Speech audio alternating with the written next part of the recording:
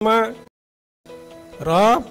यो जुन कन्जर्भेटिभ फोर्सेसहरु छ देश अहिले ट्र्याकमा छ र यो जुन कन्जर्भेटिभ फोर्सेसहरु छ त्यो जर्मनीमा, इटलीमा, फ्रान्समा,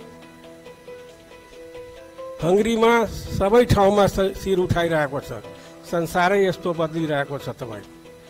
तपाईले जुन बलिदान गर्नु भएको छ 7 साल, 46 साल, 62, 63 त्यो बलिदानलाई सम्झिनुस् र यो लोकतन्त्र, गणतन्त्र, संहिता सहित जुन समावेशी छ यसलाई बचाएर लगौं। देश अगाडि बढ्छ। म भन्न चाहन्छु, हिजो अस्ति मैले पेपरमा पढिरहेको थिएँ, मोहना अन्सारीको नाम सुन्नु भएको होला। एउटा आर्टिकल कान्तिपुरमा लेखा छ। 17 वर्षमा यो गणतन्त्रपछि 17 वर्षमा तपाईको 25,228 विद्यार्थीले तपाईको लोकसभामा प्रवेश पास गराछ। त्यो को पास गराछ? 1728 25,228 को पास गराछ? मधेसी, जनजाति, दलित, महिला, मुस्लिम, पछडिएको वर्ग तपाईको त्यसमा पास गराछ। यो उपलब्धि होइन।